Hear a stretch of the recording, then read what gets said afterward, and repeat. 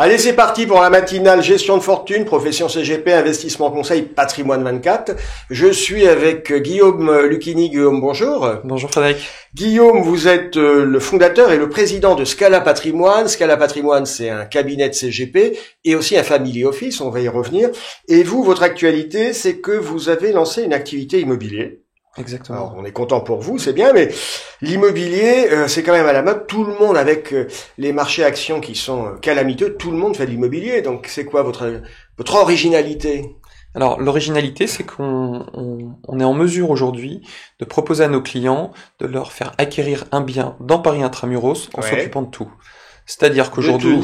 Alors, ça commence où, ça finit où? Alors, très souvent, le retour d'expérience qu'on avait de clients, chefs d'entreprise ou autres, c'est qu'ils ont tous l'envie à un moment donné d'acheter un appartement pour leur enfant, un pied-à-terre, voilà, l'envie de... Enfin, Paris va leur refuge, hein. Et c'est vrai que les marchés actions ont fait le boulot aujourd'hui pour l'immobilier. Mais très souvent, ils sont confrontés à un manque de temps criant. C'est amusant de visiter 3 appartements, au 4e, on en a marre, quoi. C'est ça. C'est exactement ça. Donc, vous allez visiter à leur place, c'est ça? Exactement. On a une équipe aujourd'hui qui visite tous les jours des appartements. D'accord. Alors bien entendu, on va pas chercher des appartements qui sont des 110 mètres carrés, mais on va plutôt chercher des petites et moyennes surfaces. D'accord. L'idée, c'est de les visiter. Tout ce qui correspond au cahier des charges qu'on estime pour un client qui est le nôtre, on le réserve et on va lui proposer effectivement on le signe, c'est ça? On le signe exactement. C'est-à-dire qu'on va jusqu'au bout du process. C'est-à-dire qu'en fait, vous signez la promesse. On fait la revue juridique, on signe la promesse, c'est-à-dire qu'on s'engage, c'est-à-dire qu'il y a une vraie volonté et on connaît les attentes. Et c'est un de ces appartements, c'est des appartements déjà signés que vous avez présenté à votre client, c'est ça? Exactement. Donc on est en flux tendu, concrètement, puisqu'en fait vous prenez le risque de garder de la marchandise sur les bras si votre client en veut pas? Aujourd'hui, dans 99% des cas, l'appartement, il convient à un de nos clients. Parce qu'on a fait une telle recherche et surtout on va chercher vraiment une niche. Concrètement, aujourd'hui, on n'a pas de risque. Vous faites la recherche pour moi. Vous me présentez quoi? 2, 3 appartements? Ouais, exactement, pas plus. D'accord. Pas plus, parce que on va cibler des bons quartiers. Donc si au bout du 3e ça convient pas, c'est qu'a priori c'est que vous avez mal compris mon besoin. Ou c'est que le besoin est pas forcément clair, ou c'est encore trop tôt. S'il y a des travaux, ça se passe, vous pouvez gérer tout ça? Bien sûr, c'est-à-dire que très en amont, ce qu'on fait, c'est qu'on fait un budget prévisionnel pour le client, en intégrant tout, c'est-à-dire les frais comme les frais du géomètre, l'archi et autres.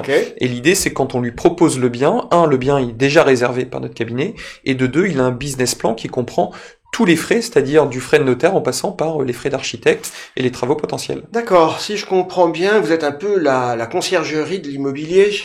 Vous déchargez vos clients de tout le côté un peu fastidieux, un peu long, un peu technique. C'est exactement ça. Qui est pas le côté plaisir de l'achat immobilier, les visites, les rendez-vous de chantier, tout ça. C'est ça. En fait, c'est du coût humain. Vous faites rémunérer comment? En fait, c'est très simple. On facture un forfait, puisque l'idée, c'est que ça soit très transparent pour le client. D'accord. On facture un forfait qui comprend indirectement 2 métiers, qui est le métier effectivement de sourcing, comme si on était payé en tant que chasseur immobilier, et un métier qui est un métier d'accompagnement sur l'accompagnement au niveau des travaux. Ok. Je crois qu'une autre actualité chez Scala Patrimoine, c'est l'ISR. Alors là encore, je suis désolé Guillaume, mais l'ISR, tout le monde vient me voir avec la main sur le cœur en me disant alléluia, on fait de l'ISR. Quoi de nouveau de votre côté sur l'ISR? En fait, nous on fait pas d'ISR. Bon, c'est-à-dire qu'en fait l'idée c'est pas de vendre une offre ISR, c'est ce qu'on a envie en tant que conseil, c'est d'accompagner les clients ou les épargnants vers l'ISR. Et en fait, on s'est rendu compte dans toutes les études que c'était pas l'offre ISR qui était une problématique, c'était le manque d'information de l'épargnant pour pouvoir se diriger de lui-même vers ça. Vous faites quoi? Concrètement, on a créé une application qui fait suite à toute une étude qu'on a fait, un livre blanc qu'on va publier en relation avec le SCP, puisqu'on a travaillé 6 mois sur tout ça. Donc c'est une approche globale, autant française, internationale.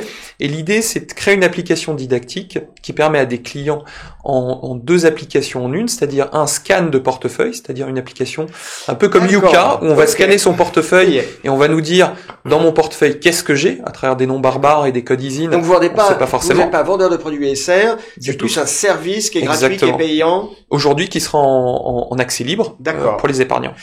On parle d'ISR, on parle donc du coup de responsabilité, de transparence. Est-ce que vous accepteriez de réagir un peu à l'actualité du secteur? Je pense à l'affaire H2O avec des fonds qui avaient des performances stratosphériques et puis on s'est aperçu que des fois dans les portefeuilles, il y avait des choses qui étaient un petit peu problématiques. Qu'est-ce que vous en pensez? En fait, l'affaire H2O, c'est une affaire qui rentre dans toutes les affaires de ces dernières années. On parle de BioC'Bon, qui est tout récent, Maranatha, Aristophil. Voilà.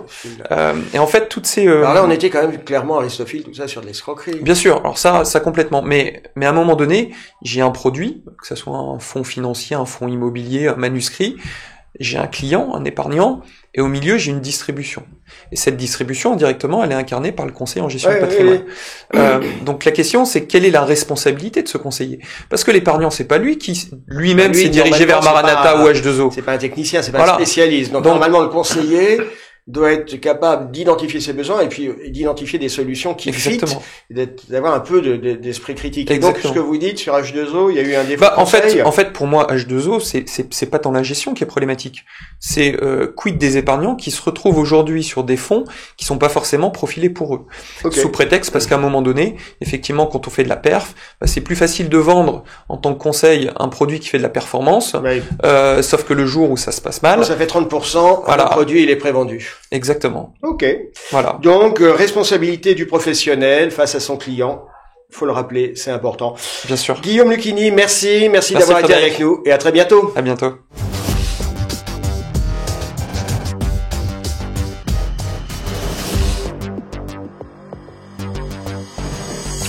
Allez, c'est reparti pour la matinale gestion de fortune, investissement conseil, profession CGP, patrimoine 24. Je suis avec Thierry Larchet. Thierry, bonjour. Bonjour Frédéric. Thierry, vous êtes responsable distribution intermédiaire d'Epsens. Epsens, c'est un peu un spécialiste français de l'épargne salariale. Tout à fait, ouais. Et ce matin, on parle du réveil du marché de l'épargne entreprise. Donc vous nous dites, il y a une pétulance sur ce marché en ce moment. Ce réveil, il est tout à fait réel et il se manifeste à travers deux évolutions réglementaires récentes. D'une part, la suppression du forfait social de 20% qui était jusque-là, jusqu'au 1er janvier 2019 à la charge des employeurs, des entreprises, sur toutes les sommes distribuées au titre de l'épargne salariale. Faut en profiter parce que quand on nous supprime un impôt, souvent il finit par revenir, non? Oui, mais il faut vraiment espérer qu'il ne reviendra pas. D'accord. Voilà. Et ça, c'est un véritable levier de développement auprès des petites entreprises et des très petites entreprises, donc ça vaut vraiment, vraiment la peine. Et puis d'autre part, il y a eu avec la loi Pacte, l'émergence du nouveau plan d'épargne retraite avec un avantage fiscal quand même très conséquent. C'est la déductibilité des sommes, des versements volontaires qui sont donc effectués sur ces nouveaux plans d'épargne retraite. Donc deux leviers qui rendent l'épargne salariale extrêmement attrayante pour les entreprises et notamment les petites entreprises. Une bonne nouvelle à une période où le fond de l'air économique est un petit peu morose. Voilà. Et puis une autre tendance, donc, il y a le réveil sur le marché de l'épargne entreprise. Et puis vous dites, on constate une espèce de convergence entre épargne retraite et épargne salariale. Oui, c'est-à-dire que la loi Pacte en fait a donc créé un produit unique, le plan d'épargne retraite, avec une volonté d'unification, de simplification et d'harmonisation. Ce nouveau PER encapsule en fait l'ancien PERCO de l'épargne salariale et l'ancien article 83 assurantiel de l'épargne retraite. Et la réalité que nous touchons vraiment du doigt dans les grandes entreprises, c'est une convergence effectivement de l'épargne salariale et de l'épargne retraite, en ce sens que les entreprises lancent aujourd'hui des appels d'offres en vue de mettre en place un nouveau PER avec ces deux volets, épargne salariale, PER collectif, et épargne retraite, PER obligatoire. C'est un phénomène que vous constatez, sur tout type de structure, ça touche plutôt... Non, alors justement, ce phénomène-là, nous le constatons aujourd'hui, c'est une réalité sur les grands comptes. En revanche, je pense que le phénomène de convergence prendra quelques temps, voire pas mal de temps, pour s'étendre sur les PME et a fortiori sur les TPE qui sont très peu friandes des formules d'épargne retraite assurantielle. Quelque temps, c'est quoi? C'est 2 ans, 3 ans, 5 ans? Écoutez, sur les TPE, je pense que c'est du 5 à 10 ans. C'est du 5 à 10 ans. C'est quand même un moyen long terme, voire long terme. Je pense, et ça se fera à la faveur de nouvelles évolutions réglementaires et législatives. Cette épargne entreprise, comment ça se vend? Nos auditeurs sont souvent des CGP, des banquiers privés. Qui touchent à beaucoup de choses. On a l'impression quand même que l'épargne entreprise, c'est un petit peu technique et que c'est quand même pas facile à implémenter, donc à vendre. Ce qui est indispensable, en fait, c'est de les accompagner. Et notre objectif, c'est ça, c'est de leur donner les moyens de vendre finalement l'épargne salariale comme un outil de stratégie patrimoniale auprès de leurs clients qui sont chefs d'entreprise, artisans, commerçants, professions libérales. Donc ce que l'on fait, c'est qu'on leur donne une interlocution commerciale dédiée qui est susceptible donc de les appuyer, y compris avec un déplacement en cas de dossier conséquent. C'est la question que j'allais. Si je suis en province, j'ai un dossier alors suffisamment important, vous pouvez m'accompagner concrètement? Oui, tout à fait. Je peux être à l'aise sur la démarche commerciale et puis quand on va rentrer sur la démarche, l'aspect technique, ça risque de coincer un peu. Chaque CGP a un interlocuteur commercial qui lui est dédié. Et cet interlocuteur est disponible pour accompagner justement donc le CGP. Alors ça, c'est une chose. D'autre part, nous proposons bien évidemment des formations en fonction, je dirais, des besoins de chacun et donc de la connaissance de l'épargne salariale par chaque conseiller en gestion de patrimoine. Et puis surtout, nous mettons à la disposition de chacun de nos partenaires conseillers en gestion de patrimoine un outil d'aide à la vente qui est en fait le site partenaire d'Epsens, et qui présente toute une base documentaire donnant tout le matériel finalement pour vendre, et surtout un outil de souscription qui va permettre en fait aux conseillers en gestion de patrimoine, moyennant paramétrage, de sortir tout le matériel contractuel dont il a besoin pour vendre auprès de son client ou de son prospect un dispositif d'épargne salariale. C'est très clair, Thierry, c'est très clair. Merci d'avoir été avec nous, puis on vous souhaite succès. Merci beaucoup. Merci Frédéric, au revoir.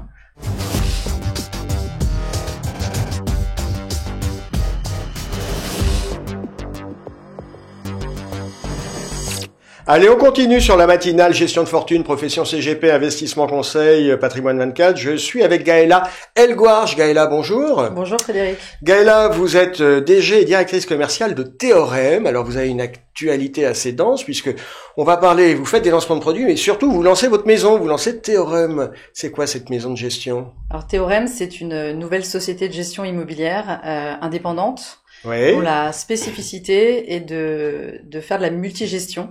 Bon, c'est bien, mais alors l'immobilier c'est quand même à la mode, et puis la multigestion, ça fait dans l'univers de la gestion, ça fait quand même 20 ans qu'on en fait de la multigestion. C'est quoi votre nouveauté à vous? Alors la multigestion n'existait pas pour le grand public au niveau de l'immobilier, ça existait plutôt pour des institutionnels et notamment donc des gens qui avaient des tickets plutôt à quelques millions d'euros.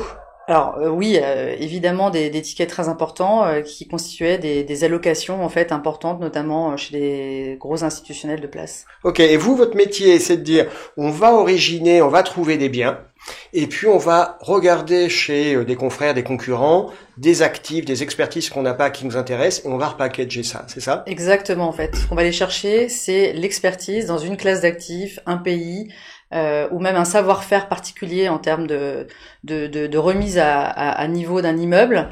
Et ça, on considère que une société de gestion seule ou un seul asset manager ne peut pas avoir toutes ces compétences en interne, et donc on va les chercher de droite et de gauche. L'objectif, l'ambition, c'est d'avoir des actifs pan-européens. Alors c'est évidemment une allocation pan-européenne. Je pense que on était déjà convaincus du bien fondé de la diversification poussée à son maximum, notamment au niveau des pays. Je pense que le Covid nous a permis d'avoir un stress test qui était concret. Certains pays n'ouvrant pas ou ne fermant pas des économies de la même manière, ça a du sens bien évidemment de se diversifier. Oui. Alors Théorème, donc c'est une nouvelle maison, et d'entrée de jeu vous annoncez deux produits, une société civile et un fonds professionnel spécialisé. Alors cette société civile, on va y trouver quoi dedans? Alors cette société civile, elle a l'ADN de Théorème, ça sera d'ailleurs le vaisseau amiral probablement de Théorème ces prochaines années, dans la mesure où c'est un véhicule qui est parfait pour adopter la multigestion. Donc vous trouverez bien sûr des fonds, ça peut être des fonds grand public, mais également des fonds luxembourgeois, donc institutionnels. Ça peut être des club deals. Des club deals et des actifs en direct. D'accord. Ok. Donc des actifs qui ne sont pas toujours facilement accessibles pour un particulier. Des actifs qui, pour certains d'entre eux, sont totalement inaccessibles, même pour le particulier. Pour un particulier. On va trouver plein de choses, les choses que vous ne souhaitez pas mettre dans ce fonds, dans cette société civile. Alors ce qu'on souhaite mettre déjà, c'est ce que l'on considère comme étant la meilleure allocation aujourd'hui. L'avantage de la multigestion, c'est la flexibilité. Donc aujourd'hui, les convictions de Théorème, c'est du résidentiel, de la santé, des infrastructures sociales, de la logistique. Voilà, c'est à peu près c'est très diversifié au niveau sectoriel. Vous allez trouver ça dans la première allocation, en tout cas de l'ASC. Et ce qu'on ne trouvera pas aujourd'hui, mais encore une fois, ça reste conjoncturel, c'est bien sûr du commerce et de l'hôtellerie, parce qu'on considère... L'hôtellerie, en ce moment, c'est quand même pas la carte à jouer à court terme. On considère qu'on n'a pas, en tout cas, assez de visibilité aujourd'hui pour y aller. Ça veut pas dire que dans 2 ans, dans 3 ans, on n'ira pas sur cette classe d'actifs. Et puis, à côté de ça, à côté de la société civile, un fonds professionnel spécialisé, qu'est-ce qu'on peut en dire? Puis surtout, vous allez me dire la différence entre la SC et le FPS. Alors la SC, elle est accessible absolument pour tout le monde. Toute personne qui veut diversifier son patrimoine au sein de son contrat d'assurance vie dans l'immobilier, voilà, elle peut accéder et peut vouloir accéder à cette ESC. Donc c'est très accessible en termes de montant et tout le monde peut y accéder. Le FPS, en revanche, c'est un fonds qui a été créé plutôt pour une clientèle fortunée, au-delà de 100 000 euros, et qui a un objectif de capitalisation, même si à l'intérieur, on aura un mécanisme de rachat annuel qui permettra de le rendre légèrement liquide. Ok, allez, une petite dernière question, Gaëla. Théorème, c'est quoi l'origine du mot? On a l'impression qu'il y a un jeu de mots là-dedans. Alors, il y a un jeu de mots, oui, c'est que la multigestion au niveau de l'immobilier, c'est un peu des mathématiques et de l'immobilier. Ouais. Donc théorème porte très bien son nom en fait, puisque on est vraiment sur du sourcing, de la sélection, de l'analyse, peut-être un peu plus que ce qu'on fait habituellement dans la gestion traditionnelle.